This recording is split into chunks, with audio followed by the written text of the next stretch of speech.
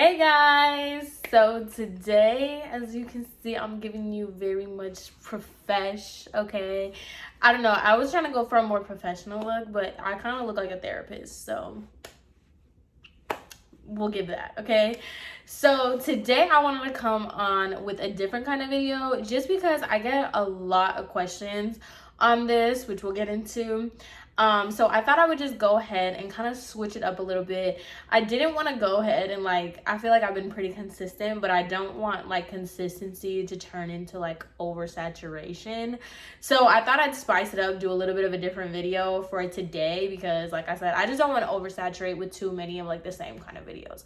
So I thought I would go ahead and give you guys a little bit more of an informative video. Some of you guys like my hair videos. And this is kind of geared towards hair, but I get a lot of questions on how was it doing hair in Miami as opposed to what I was used to. So I'm gonna go ahead and give you guys a little bit of a background and also kind of things to look out for if you're wanting to come to Miami, if you're wanting to do hair, things like that. I feel like this can translate into other big cities as well, just moving from one city to another one.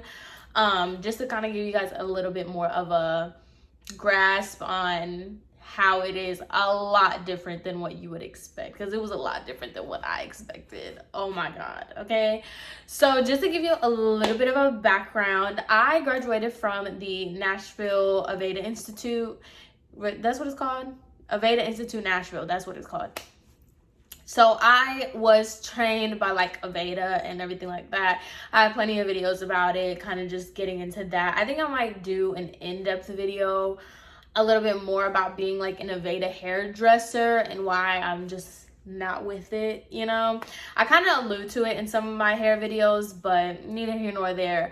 I went to the Aveda Institute in Nashville. Now, I worked in a salon that was an Aveda concept salon. So basically it just takes Aveda concepts, even though it's not the whole thing. So I was pretty much in Aveda. That was my gig, that was my shtick. And so the environment that I was in was a very suburban area. I didn't actually work in Nashville. I worked outside of Nashville in a suburb. So it's kind of different coming from that and everything that I was trained and learned there to coming to Miami. So if you didn't know, I live in Miami, Florida. This is where I reside. And I decided that I wanted to work as an assistant, an apprentice, a receptionist, something that wasn't full on hey, give me a chair type deal. That's what I wanted to do. So when I moved to Miami, I literally, all I did was Googled popular hair salons in Miami. That's what I did. And so you have South Beach, you have downtown, you have surrounding areas like that. And mind you, this is any place. Salons are on every single corner, but what I had in mind was a upscale kind of deal. That's what I wanted. I wanted to work in as upscale, as popular in the heart of the city. That's what I had in mind because I wanted to get as much experience and as much knowledge as possible. That's what I was trying to do. So I literally went downtown and I Googled Miami hair salons. That's how I did it. And I just went down the line. I looked at their Google, I looked at their website, I looked at their reviews, I looked at everything. I was I need to stop saying words I don't know how to say. But I went through everything. I went through all their reviews, their Facebook reviews, their Instagrams. I went through everything. I looked at every single employee. I was really going in because I wanted to make sure that any place that I called was legit. So there was 3 salons that I kind of narrowed it down to, and I had called to drop off my resume and kind of get a interview kind of. Really the kind of way I was trying to go about it was just show up, put my little charm, have them like me, and then we can go from there. So that's basically the way that I was gonna do. Obviously, every personality is different. Everybody's different. So do what's best for your personality, what works for you, and which kind of way you want to go about it. But that's how I wanted to go about it. I'm not on paper, I just don't feel like I excel the way I do in person. So what I did was I called, I said, hey, I was just wanting to know if I could talk to somebody about possibly, you know, being a receptionist or an apprentice or anything that you guys have available. And that was it. So first things first that you want to know, I'm going to just speak specifically on Miami in this point. It's not professional, okay? I want people to understand Miami is literally its own country. This is not America. This is Miami. This is not South Florida. This is not Florida. This is not the United States. This is Miami. Miami has its own culture. It has its own thing, its own vibe, its own whole thing. Yeah, okay? So everything you thought you knew, go ahead and throw it out because it's not it. So the idea of professionalism, non-existent, okay? They will give you phone numbers that don't work. They will give you phone numbers that are like call apps type deals. They won't pick up their phone. They don't care. Like, you really have to be extremely persistent, and you have to be like on it. If you want something, like, you have to be extremely aggressive to get it. And that's exactly how I had to do it. Like, I had to email websites, I had to call multiple cell numbers. Like, I was just going back and forth trying to figure out like how to get in contact with these people. So before I even got to say like, hey, I'm looking for this, that, and the third, I had to really like go at them and be like really aggressive, because it's really hard to even find professional numbers and stuff. So that's something that like you will have to do your due diligence and put in a lot of effort if that's something that you want to do, okay? 9 out of 10 of these salons are not ran by Americans. I'm gonna say that now. If you don't know, now you know. Miami is like predominantly Hispanic people. Like, I think everybody kind of knew that, but if you didn't, it's literally like Cuba down here. So if you don't know any Spanish, honestly, it's gonna be a little bit harder for you, to be honest. People here, you have to speak Spanish first, English second. Honestly, that's kind of how it works down here. And also, not only just like the Spanish side to it, but like the majority of the people here are not American. So you will be working more than like I'm gonna say 8.5 times out of 10, you will be working from somebody who is not from America. So you have to be really, really like cautious and like observant of how like other places run things, and how like, because they're not gonna run it. I don't know how to explain it in a way. Like, the people here do not run business like American businesses. So you're really going to have to like be adaptable. You need to like take everything that you had about like American businesses and how that works, throw it out the window, because it's not going to be like that. I worked for people, I'm not going to say because it's going to be a dead giveaway of who runs the salon, but I worked for like foreign people. They were from Europe, okay? So they have a lot of business practices that are like normal for European style businesses that isn't normal here. It's not necessarily right or wrong, it's just different. So I had to learn how to adapt completely to their way of thinking and their format of like how business is ran. So with that, being that there's a lot of international like businesses here, you have to be on top of your game with international trends, international ways of doing hair. I worked with people from all over, like different places. Like, everybody like was from all different places, and I literally had to learn their style and their trends. Like, I was doing so much homework in the salon that I was working at, because they do things like everybody. It's completely different. Highlights in Miami are not the same highlights that I did in Tennessee. And you know, that's another thing that I kind of want to touch on as well. When you're working in a big city, you have to be mindful of all the different cultures that are stopping into your city.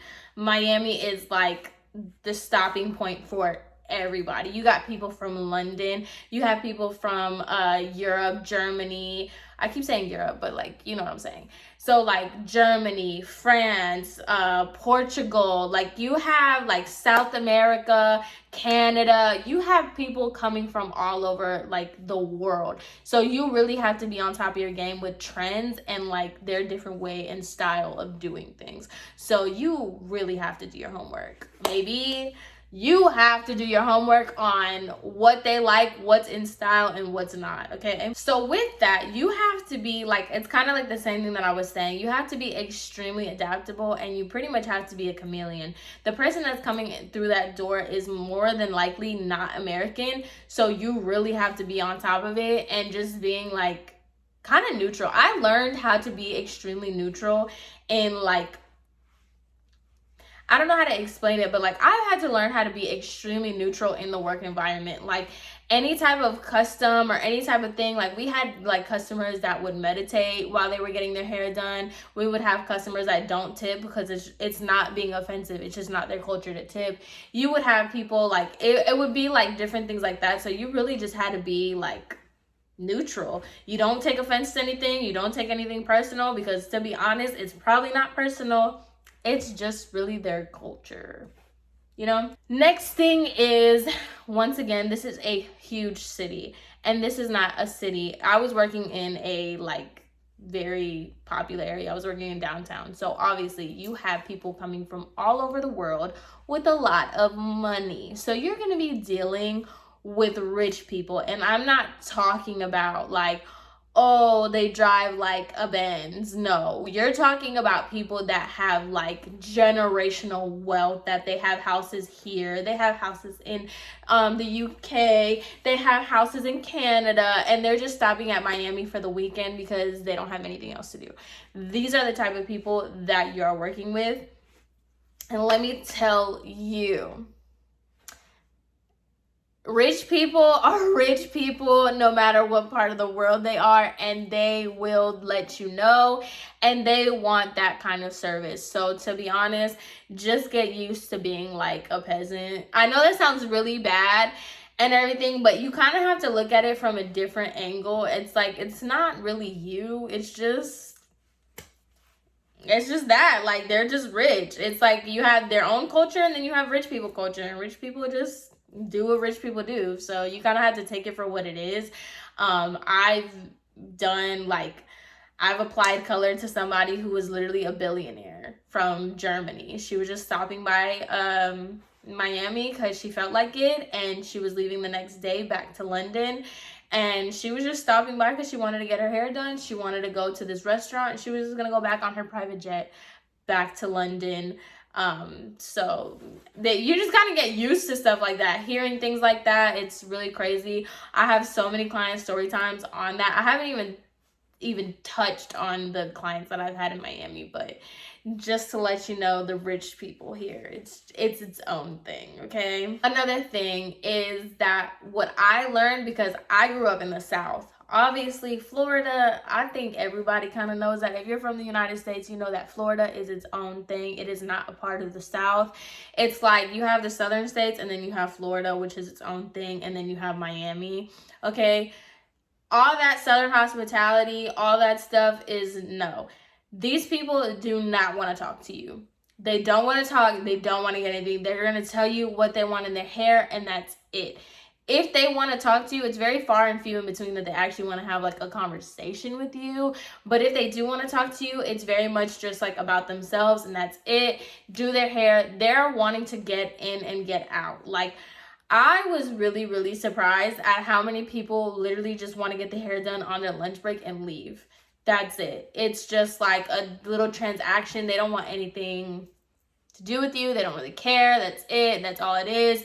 They just want to get in, get their hair done, and get out. That's it. They don't want to talk to you. They don't really care much about, like, I don't know. That was a really big deal for me, because everybody that I knew when I was getting trained was like, hey, like, you know, the people sit down. They're like, you're their therapist and blah, blah, blah. Not here, baby. They don't care. They're not going to tell you anything. And I mean, obviously you have your few clients that will like talk to you and you develop a personal relationship. But that's another thing, that's another point that I wanted to make. The clientele here is not consistent. You are in the heart of one of the biggest cities. So people are constantly just here for vacation and leaving. So you really are just like selling yourself once and that's it. Very rarely, like, you have like a little bit of clientele that do live here, but a majority of your clientele are tourists. They're just here for a second and they're gone tomorrow, and there are snowbirds. So you'll have a few clientele that are literally here for the winter, and then you won't see them for the next 6 months, and then you'll see them again later. So it's really just like, it's kind of like a luxury, but also kind of like annoying, because you never know like who's gonna walk in that door and you're probably never gonna see them again. Yeah. So those are just a few things that I've just noticed that is kind of like a blanket statement. Obviously, everything is case by case. You can find completely different experiences. You can have completely different experiences with me. I just thought I'd put like kind of a general consensus of like how it is doing hair here in Miami. It's tough. Okay, that's another thing. I would highly recommend, if you don't have thick skin, you get some, because this is not for the weak. As much as I love doing hair and as much as I love this industry, it's very cutthroat. I had the very fortunate experience to be able to like learn from a lot of experienced and, you know, really cool people, but that's not the norm. Like everything, everybody's trying to elevate. So I got lucky, I would say. Unfortunately, with the pandemic, if you haven't watched my other story times, you know what happened with that. I'm still trying to heal, but neither here nor there. That's what happened with me. But I highly recommend, if you guys can, like, if not anything, just become an apprentice. I think that takes away a lot of the load of like having to perform all the time and having to be like on top of everything. You kind of have a little wiggle room for mistakes, even though like they're still really hard on you. I highly recommend just coming in, starting from the bottom. It kind of sucks. You're just going to shampoo for a majority of the time. You're probably just going to clean bowls and stuff like that, offer people water. But to be honest, I would 1000% recommend anybody that's trying to start off in a big city, Google the top end places here and or wherever you're going. Start from the bottom, work your way from the top. I have met a crazy amount of people, and I have learned a crazy amount of things that I would have never, in the 3 months that I was working before the pandemic, before that, I hadn't even touched the amount of knowledge that I did here. So that's one of the benefits of being in a big city. You just see so many people and you learn from so many, and so many people are from all over the world. So that's my favorite part of living down here and working down here. Highly recommend you just starting from the bottom, if I can give you any tip of advice. But yeah, do your research. Google is amazing. Google everything, okay? Jesus. A lot of people ask me a lot of questions that are just like Googleable things. So highly recommend just Googling a lot of stuff. But yeah, I hope this helped even a little bit, giving you some things that I wish I knew before moving down here and trying to work in the hair industry. So maybe this will help if you're coming down to Miami or if you're moving to another big city. So anyway, I hope you guys enjoyed this video, and I will see you in my next one. Bye.